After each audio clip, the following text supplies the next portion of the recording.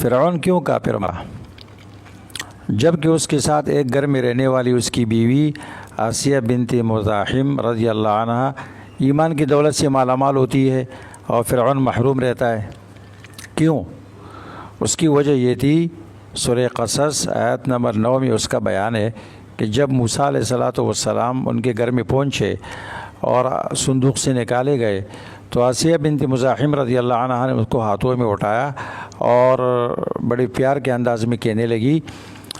اپنے شوہر سے، قالت کہنے لگی قرۃ عین لی ولک، یہ میری اور آپ کی آنکھوں کی ٹھنڈک ہے۔ یہ سن کر فرعون نے بہت برا جملہ کہا، بڑی گستاخی کے انداز میں وہ کہنے لگا، جس کی وجہ سے وہ ایمان کی دولت سے محروم رہا۔ کہنے لگا یہ ٹھیک ہے، آپ کی آنکھوں کی ٹھنڈک ہو سکتا ہے، لیکن مجھے نہ اس کی ضرورت ہے نہ یہ میری آنکھوں کی ٹھنڈک ہے۔ اللہ کے رسول صلی اللہ علیہ وسلم ارشاد فرماتے ہیں کہ اگر فرعون بھی یہ کہتا کہ ہاں یہ میری بھی آنکھوں کی ٹھنڈک ہے اور اپنی بیوی کی اس بات کو تسلیم کر لیتا کہ یہ ہماری آنکھوں کی ٹھنڈک ہے، تو اللہ کے رسول فرماتے ہیں لہداہ اللہ،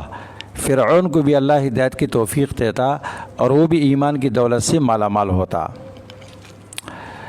اس سے کیا ثابت ہوتا ہے کہ انسان کو اپنی بات زبان سے بری بات نہیں نکالنی چاہیے اور حسن ظن رکھنا چاہیے اللہ پر حسن ظن رکھنا، بدشگونی اور خدشات سے اپنے آپ کو پاک رکھنا، اور زبان سے کبھی بھی گستاخی والا اور غلط بات یہ کبھی نہیں نکالنی چاہیے، کیونکہ جو مصیبت ہوتی ہے اور جو بلا ہوتی ہے وہ زبان کے ساتھ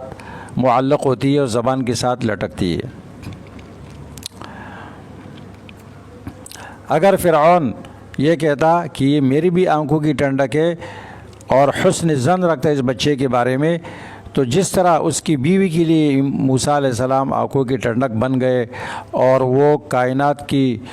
بڑی خواتین میں سے، جنتی خواتین میں سے بن گئی، تو فرعون کو بھی ایمان کی توفیق ہو جاتی۔ لیکن اس نے برا گمان کیا اور کہا اس کو قتل کرو، اور یہ کہا کہ یہ میرے آنکھوں کی ٹھنڈک نہیں ہے، اللہ تعالیٰ نے اس کو ایمان کی دولت سے محروم کیا۔ اس لیے کبھی بھی کوئی بھی کام آپ کریں، بعض لوگ تجارت کرتے ہیں تو زبان سے غلط بات نکالتے ہیں، کہتے ہیں یہ تجارت تو ہماری ناکام ہے، یہ بڑی منحوس ہے اور اس میں خسارہ ہوگا، تو وہ اسی طرح ہو جاتا ہے۔ شادی کرتے ہیں تو اس بیوی کے متعلق بھی رائے قائم کر لیتے ہیں، خدشات،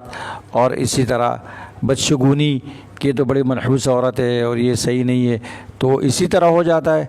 اس طرح دنیا کے جتنے بھی معاملات ہیں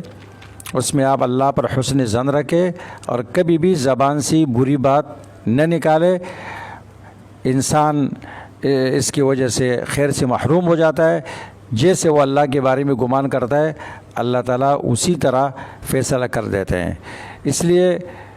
برے خدشات اور احتمالات اور بدشگونی یہ کبھی نہیں کرنی چاہیے۔